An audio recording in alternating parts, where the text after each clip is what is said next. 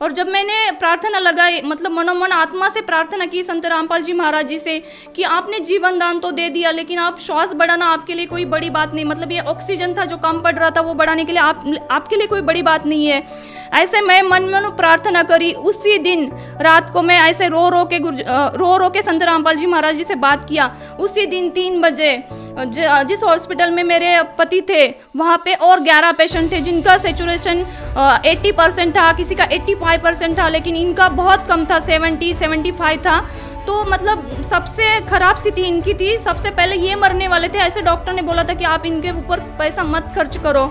लेकिन जब मैं संत रामपाल जी महाराज जी से ऐसा बात किया, उसी दिन संत रामपाल जी महाराज जी ने मेरे हस्बैंड को दर्शन दिया, उनको अमृत जल पिलाया। जैसे अमृत जल पिया तो उस फेफड़े में से वो अंदर जाते हुए उन्होंने महसूस किया और उसके बाद उनका सैचुरेशन बढ़ने लगा। डॉक्टर भी हैरान था कि सुबह ऑपरेशन करवाना है। जब उन्होंने आके देखा तो इसका सैचुरेशन तो बढ़ गया, इसको अभी ऑपरेशन की कोई ज़रूरत नहीं। और जैसे हॉस्पिटल में वो 11 पेशेंट और थे जिनकी स्थिति अच्छी थी और मेरे हस्बैंड की स्थिति बहुत ख़राब थी। तो मैं 1 हफ्ते की बात बता रही हूँ। उस हफ्ते में वो 11 के 11 पेशेंट चले गए, लेकिन पर संत रामपाल जी महाराज जी की दया से मेरे हस्बैंड की जान बच गई और उनको ऑक्सीजन के साथ डिस्चार्ज दिया गया। जो ऑक्सीजन उनको दिया था वो डॉक्टर ने बोला था कि कम से कम आपको 3 महीने घर में जाके ऑक्सीजन लेना पड़ेगा, आप चल नहीं पाओगे, आपको बेड रेस्ट ही करना है। लेकिन संत रामपाल जी महाराज जी की दया से 13 दिन ही मैं खुद ऑक्सीजन लगाती थी, निकालती थी, मैं उनकी देखभाल करती थी। तो मैंने आंखों से देखा है 13 दिन के बाद ही उनका ऑक्सीजन पूरा निकल गया और अपने पैर से वो खुद चलने लगे।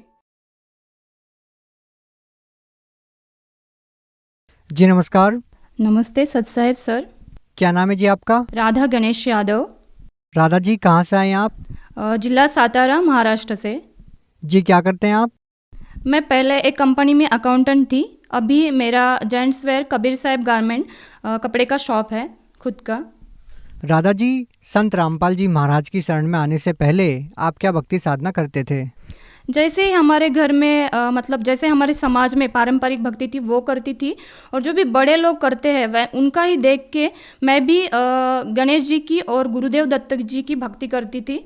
मेरे को ना बचपन से ही भगवान बहुत प्रिय लगते थे। उनकी मूर्ति ना जहाँ कहीं भी मैं अपने पिताजी के साथ जाऊँ तो वहाँ से मूर्ति खरीद के लाती थी, घर में उनको बिठाती थी मंदिर में, और उनके साथ घंटों बातें करती थी कि आप भगवान हो, आप कभी तो सामने आओगे। ऐसे में भक्ति करती थी। तो मैं ऐसे ही बचपन से भक्ति करती थी। जैसे जैसे मैं स्कूल जाने लगी, बड़ी होने लगी, जब मैं कॉलेज में गई थी तब मैं महाराष्ट्र में संतों की भूमि है तो मैंने ज्ञानेश्वरी ग्रंथ पढ़ा, भगवत गीता पढ़ी। तो उसमें से मेरे को इंटरेस्ट आने लगा कि ये कुछ अच्छा है, तो मैंने उस पर स्टडी करना शुरू किया।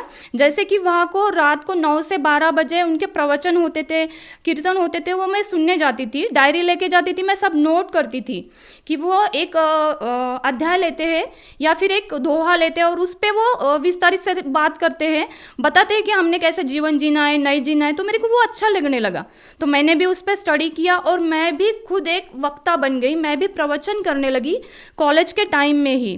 तो मैं ऐसे देखती थी कि जब भी सारे श्रद्धालु आगे बैठते हैं और मैं प्रवचन करती हूँ तो वो मेरे से ये चाहते हैं कि ये हमें कुछ मतलब उनके जो दुख थे वो उनका दुख का निवारण मैं करूं। लेकिन मेरे को ही एक दुख था कि मेरे को भगवान चाहिए था जो मेरे को नहीं मिल रहा था। तो मैं उस बात से संतुष्ट नहीं थी कि जो मैं बता रही हूँ इनको ये सही नहीं है, मेरे को सही भगवान चाहिए, मेरे को भी कोई गुरु चाहिए, मैं खुद गुरु नहीं बनना चाहती थी। तो राधा जी, आपकी जो परमात्मा की तलाश थी वो कैसे पूरी हुई? जी, मेरी शादी होने के बाद, मैं बचपन से इतनी भक्ति करती थी, तो शादी होने के बाद 6 महीने में मेरे को उस घर में, मतलब जहाँ पे मेरी शादी हुई वहाँ पे मेरे को ये बात पता चली कि इनके घर में जो छोटा संतान है उसको कभी पुत्र प्राप्ति नहीं होता था। तो मेरे को तो ये बात सुन के बहुत डर लगा कि मैं तो भक्ति पहले से ही करती थी, तो मैंने और भक्ति बढ़ा दी। तो मेरे को ये बात था कि गुरु करना चाहिए, गुरु से मोक्ष मिलता है या गुरु करने से कुछ हमें लाभ भी मिलते हैं। जैसे कि मेरे को संतान नहीं था तो मैं इनकी खोज में थी ही। तो मैंने रत्नागिरी में जाके नरेंद्र महाराज करके है, उनसे नाम दीक्षा ली उनकी भक्ति करने लगी। उन्होंने कुछ गन गनाता बोलते हैं ऐसा मंत्र दिया, वो करने लगी। मैं साल भर वो मंत्र किया, इतने मन से किया, लेकिन फिर भी मेरे को संतान प्राप्ति नहीं हुई। इसके साथ मैं डॉक्टर को भी ट्रीटमेंट कर रही थी। जैसे कि मेरे हस्बैंड आर्मी में थे, तो मैं हरियाणा, पंजाब, जहाँ भी उनके साथ जाऊँ, जहाँ जहाँ जाऊँ वहाँ बड़े डॉक्टर को दिखा रही थी।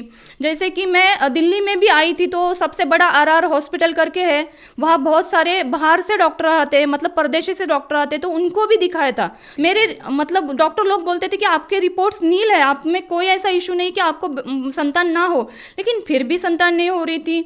वैसे भी मैं आध्यात्मिक में ज़्यादा रुचि रखती थी, तो मैं भगवान पे भरोसा करती थी कि है भगवान तो वो मिलेगा, तो मैं ऐसी ही भक्ति करती रहती थी। तभी एक दिन मेरे हस्बैंड ने जम्मू कश्मीर से मेरे को फ़ोन किया और उन्होंने संत रामपाल जी महाराज जी के बारे में मुझे बताया कि ऐसे ऐसे संत हैं और उनका मैं आपको एक ज्ञान गंगा करके बुक कुरियर से भेज रहा हूँ, आप वो पढ़ना। उनके सत्संग आते हैं, उनके सत्संग आते वो भी सुनना, एक मेमोरी कार्ड भी लेना, मतलब डाउनलोड करना यूट्यूब से। ऐसे करके मेरे को उन्होंने सब बात बताया कि आप ढूंढ लो, सर्च करो तो आपको उनके सत्संग भी मिलेंगे। तो उन्होंने मेरे को बुक भेजा, तो मैंने वो बुक पढ़ना शुरू किया, फिर उनके सत्संग देखना शुरू किया।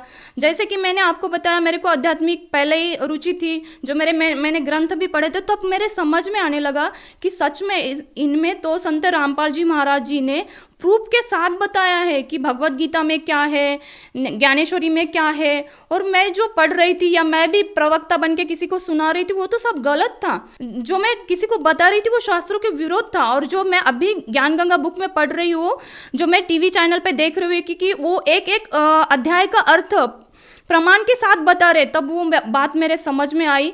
मैंने पूरा पुस्तक पढ़ लिया, उनका सत्संग भी सुना, और ये सब ज्ञान समझ के मैंने संत रामपाल जी महाराज जी की नाम दीक्षा बरवाला आश्रम सतलोक हरियाणा में जाके 25 दिसंबर 2013 को मैंने जाके संत रामपाल जी महाराज जी से नाम दीक्षा ली। आपने बताया कि आपने संत रामपाल जी महाराज से नाम दीक्षा ली, आपने बहुत सारे गुरु बनाए, उनको अपनी समस्या भी बताई, लेकिन इसके बावजूद भी आपको कोई समाधान नहीं मिला। डॉक्टर्स के पास भी आप गए अपनी समस्या को लेके, बहुत सारा ट्रीटमेंट भी आपने करवाया, लेकिन जब आप संत रामपाल जी महाराज के आश्रम में जाते हैं तो आपकी संत रामपाल जी महाराज से क्या बात होती है? क्या उनसे आप मिल पाते हैं? क्या आपने अपनी समस्या संत रामपाल जी महाराज को बताई? जी, बहुत अच्छा क्वेश्चन किया सर आपने, क्योंकि मैंने जैसे आपको बताया कि मैंने पहले 2 गुरु किए थे। जब मैं उन गुरुओं के मिलने गई थी, तब मैंने वहाँ का सिस्टम देखा था कि वहाँ पे VIP की लाइन अलग होती है, पुलिस की लाइन अलग होती है, आर्मी की लाइन अलग होती है, और जो गरीब है उनकी लाइन अलग होती है। और फिर दर्शन के लिए जब दिन सुबह से लेकर शाम तक नंबर आता है, तो बताया जाता है कि गुरुजी अब नहीं है, कल सुबह दर्शन मिलेगा। तो मेरे को ये बात समझ में नहीं आती थी, मतलब ये समझ आ रहा था कि यार ऐसा क्यों, हम दुखों के लिए उनके पास आते हो और वो हमसे मिलते भी नहीं है, और अगर हम बहुत दूर दूर से आए तो हम रहेंगे कहाँ? तो उनकी जगह रहने के लिए भी पैसे देना है, खाने के लिए भी पैसे देना है, कंबल ओढ़ने के लिए चाहिए तो उसके लिए भी पैसा देना है। लेकिन जब मैं संत रामपाल जी महाराज जी के आश्रम में गई थी, तो मैंने ये डिफरेंस देखा कि वहाँ तो बस एक ही लाइन है, चाहे VIP आए, मंत्री आए, पुलिस आए, आर्मी वाले कोई भी आए, सभी एक लाइन में जाएंगे। और वहाँ तो सुबह से लेके शाम तक गुरुजी हर एक से मिलके सर पे हाथ रख के एक एक को आशीर्वाद दे के उनके दुख पूछ पूछ के दर्शन दे रहे थे। तो ये बहुत बड़ा डिफरेंट, मतलब जो मैं न्याय देने वाला भगवान जो ढूंढ रही थी कि इस दुनिया में न्याय नहीं है कहाँ, और वो दे सकता है तब बस एक भगवान दे सकता है। और जब मैं बरवाला आश्रम गई, तब संत रामपाल जी महाराज जी के रूप में मुझे ये दिखाई दिया कि यहाँ न्याय मिलता है, और वो सबको ऐसे दर्शन देते हैं। जब वो दर्शन देने के लिए आते हैं तो चाहे कितनी भी भीड़ हो, संत रामपाल जी महाराज हर एक को दर्शन देके हर एक का दुख सुन के ही वो वापस जाते थे। ये डिफरेंस मैंने इन 2 गुरुओं में देखा। और जैसे ही हम मतलब मैं बरवाला आश्रम पहुंची थी तो 9:30 बज चुके थे। हमने जैसे ही नाम दीक्षा ली, वहाँ पे हमें नियम बताए गए, हमने नाम दीक्षा ली। अभी दर्शन लेना चाहती थी, जैसे कि मेरे को उनके दर्शन करने ही थे, क्योंकि मेरे को पता चला था कि संत रामपाल जी महाराज मतलब जो कबीर साहिब के रूप है, जो बरवाला धाम में आए हुए वो भगवान है, तो उनको मैं देखना चाहती थी। लेकिन अभी वो दर्शन देके चले जा चुके थे, और अब हम 2 पति पत्नी थे दर्शन के लिए। तो ये बहुत बड़ा डिफरेंस मैंने देखा कि मतलब इतने बड़े संत हैं वो, और 2 आदमी के लिए वो दर्शन के लिए फिर वापस आ गए, और मुझे और मेरे पति को उन्होंने दर्शन दिया। मैं दर्शन देने के बारे में भी एक बात बताना चाहूँगी कि जैसे मेरे को बचपन से आदत थी कि मूर्ति में मैं भगवान ढूंढ रही थी, मेरे को वो दिखना चाहिए। जैसे मैं बरवाला आश्रम में मतलब संत रामपाल जी महाराज मेरे को दर्शन देने आए, तब उनका साक्षात दर्शन देखा मैंने, जैसे कि उनके शरीर से रोम रोम ऐसे प्रकाश आ रहा है, जैसे मैंने अभी तक वो टीवी पे ही देखा था, जैसे कि चक्र घूम रहा है। और वो इतने इतने सुंदर दिख रहे थे कि मतलब छोटा बच्चा भी इतना सुंदर नहीं होता, इतना सुंदर मेरा भगवान मुझे दिखाई दिया, जो आज संत रामपाल जी महाराज कबीर साहिब के ही रूप है, जो मेरे को बरवाला आश्रम में उन्होंने साक्षात दर्शन देके बताया जी। राधा जी, जैसे आपने बताया कि जब आप सतलोक आश्रम बरवाला में गए तो आपने संत रामपाल जी महाराज का एक प्रकाशमय नूरी रूप देखा, तो हम आपसे जानना चाहेंगे क्या आपको जो 7 साल से इतनी सारी प्रॉब्लम थी, जो आपको बीमारियां थी, क्या संत रामपाल जी महाराज से नाम दीक्षा लेने के बाद, उनके दर्शन करने के बाद आपकी जो समस्याएं थी उसमें भी आपको कोई लाभ मिला? जी, जैसे ही संत रामपाल जी महाराज जी ने मेरे पति को आशीर्वाद दिया, तब उनको, वो आर्मी में बॉक्सर थे, तो वो बॉक्सिंग रिंग में जब खेल रहे थे तो गिर गए थे और उनकी रीढ़ की हड्डी टूट चुकी थी। जैसे उनको आशीर्वाद मिला, 80% उनको राहत तो वहाँ मिल गई। और जैसे वो बाहर आके हम दोनों ने बात किया संत रामपाल जी महाराज जी के बारे में, तो उन्होंने बताया कि संत रामपाल जी महाराज जी ने बोला है कि अभी आप मतलब जो परमेश्वर से मांगा है वो आपको मिला है। तो उसके हफ्ते बाद ही मैंने अपना प्रेगनेंसी चेक किया, तो मैं पॉजिटिव थी और मेरा प्रेगनेंसी स्टार्ट हो चुका था। ये सब संत रामपाल जी महाराज जी के मंत्र लेने से, उनके आशीर्वाद से ही मुझे मिला था, जो कि मैं 7 साल पहले इतना भक्ति करती थी, इतने गुरु किए थे, मतलब मैं बहुत बचपन से भक्ति करती थी, तब भी मेरे को किसी भगवान से ये नहीं मिला। लेकिन जब संत रामपाल जी महाराज जी से मैंने ऐसे अरदास किया, संत रामपाल जी महाराज जी के आशीर्वाद से संतान प्राप्त हुई। संत रामपाल जी महाराज जी की जब से नाम दीक्षा लिए तब से बहुत सारे, मतलब रोज डेली उनके लाभ होते हैं। लेकिन फिलहाल ये अभी एक जो इंसिडेंस हमारे साथ हुआ है वो बहुत बड़ा हुआ है, मैं बताना चाहूँगी जी। अभी 30 मार्च 2021 को मैं और मेरे हस्बैंड कोविड में, मतलब कोविड पॉजिटिव हुए। मेरी हालत तो ठीक थी, लेकिन मेरे हस्बैंड की हालत बहुत ख़राब थी। उनका 23 स्कोर था और वो बिल्कुल भी ऑक्सीजन नहीं ले पा रहे थे। आईसीयू में 7 दिन मैं उनके साथ थी, मतलब जैसे उनका ऑक्सीजन निकाल जाए तो मछली की तरह तड़प रहे थे और इतने सीरियस थे मेरे पति। तो एक दिन डॉक्टर ने बोला कि अभी इनका ऑक्सीजन लेवल 100 सैचुरेशन रखने के बाद भी इनको सांस लेना नहीं आ रहा है, तो भी यहाँ से गला काटना पड़ेगा और यहाँ से नलिया डाल के उनको ऑक्सीजन देना पड़ेगा। मेरे को इस बात से बहुत डर लगा। नहीं, मेरे मतलब जो परमेश्वर की मैं भक्ति करती हूँ, संत रामपाल जी महाराज जी की, तो इसमें से ऐसा तो नहीं होगा। तो मैंने उस टाइम तो डॉक्टर को कुछ भी बात नहीं बोला, मैं शाम को आपसे बात करूँगी ऐसे करके बोला। और जब मैंने प्रार्थना लगाई, मतलब मनोमन आत्मा से प्रार्थना की संत रामपाल जी महाराज जी से कि आपने जीवन दान तो दे दिया, लेकिन आप श्वास बढ़ाना आपके लिए कोई बड़ी बात नहीं, मतलब ये ऑक्सीजन था जो कम पड़ रहा था वो बढ़ाने के लिए आपके लिए कोई बड़ी बात नहीं है। ऐसे मैं मन मन प्रार्थना करी। उसी दिन रात को मैं ऐसे रो रो के संत रामपाल जी महाराज जी से बात किया। उसी दिन 3 बजे जिस हॉस्पिटल में मेरे पति थे वहाँ पे और 11 पेशेंट थे जिनका सेचुरेशन 80% था, किसी का 85% था, लेकिन इनका बहुत कम था, 70-75 था। तो मतलब सबसे खराब स्थिति इनकी थी, सबसे पहले ये मरने वाले थे। ऐसे डॉक्टर ने बोला था कि आप इनके ऊपर पैसा मत खर्च करो। लेकिन जब मैं संत रामपाल जी महाराज जी से ऐसा बात किया, उसी दिन 3 बजे गुरुजी संत रामपाल जी महाराज जी ने मेरे हस्बैंड को दर्शन दिया, उनको अमृत जल पिलाया। और जैसे ही उनको अमृत जल पिलाया, उनके फेफड़े जो 23% मतलब डैमेज हो चुके थे, वो इतने, मतलब जैसे अमृत जल पिया तो उस फेफड़े में से वो अंदर जाते हुए उन्होंने महसूस किया और उसके बाद उनका सैचुरेशन बढ़ने लगा। डॉक्टर भी हैरान था कि सुबह ऑपरेशन करवाना है, जब उन्होंने आके देखा तो इसका सैचुरेशन तो बढ़ गया, इसको अभी ऑपरेशन की कोई ज़रूरत नहीं। और जैसे हॉस्पिटल में वो 11 पेशेंट और थे जो जिनकी स्थिति अच्छी थी और मेरे हस्बैंड की स्थिति बहुत ख़राब थी। तो मैं 1 हफ्ते की बात बता रही हूँ, उस हफ्ते में वो 11 के 11 पेशेंट चले गए। लेकिन पर संत रामपाल जी महाराज जी की दया से मेरे हस्बैंड की जान बच गई और उनको ऑक्सीजन के साथ डिस्चार्ज दिया गया। जो ऑक्सीजन उनको दिया था वो डॉक्टर ने बोला था कि कम से कम आपको 3 महीने घर में जाके ऑक्सीजन लेना पड़ेगा, आप चल नहीं पाओगे, आपको बेड रेस्ट ही करना है। लेकिन संत रामपाल जी महाराज जी की दया से 13 दिन ही मैं खुद ऑक्सीजन लगाती थी, निकालती थी, मैं उनकी देखभाल करती थी। तो मैंने आंखों से देखा है 13 दिन के बाद ही उनका ऑक्सीजन पूरा निकल गया और अपने पैर से वो खुद चलने लगे। ये बहुत बड़ी दया परमेश्वर की हुई है।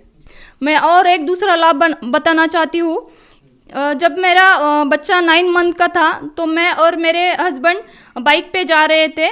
70 की स्पीड से बाइक चला रहे थे। हस्बैंड अचानक से आगे से कोई आ गया तो उन्होंने अर्जेंट ब्रेक लगाया। बच्चा मेरी गोदी में था, मैं ऐसे गिरी, मैं 5 फीट आगे गिरी, उससे आगे भी मेरा बेटा 5 फीट आगे गिरा। संत रामपाल जी महाराज जी की दया से बस मेरे को थोड़ा सा खरोच यहाँ पे आया, लेकिन जो मेरा बेटा है ना उसको कुछ भी नहीं हुआ।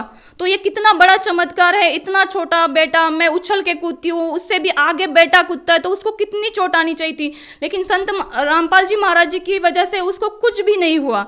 ये मेरे को जीवन दान दिया मेरे बेटे को संत रामपाल जी महाराज जी ने। बहन जी, जैसा कि आपने बताया कि संत रामपाल जी महाराज ने आपको इतने सारे जीवन दान दिए, आपके बच्चे को जीवन दान दिया, इतनी सारी समस्याओं से आपको बचाया, तो आप भगत समाज को क्या संदेश देना चाहते हैं? जी, मैं भगत समाज को, मेरे भाई बहन को ये संदेश देना चाहती हूँ कि देखो, हम सुशिक्षित है, आज सभी को ज्ञान है कि हमें पढ़ना चाहिए। हर एक कोई ना कोई किसी दुख से परेशान है, कोई ना, मतलब हम सब भगवान की खोज करते हैं, तो हमें ये देखना चाहिए कि भगवान कौन है, हम यहाँ कैसे आए हैं।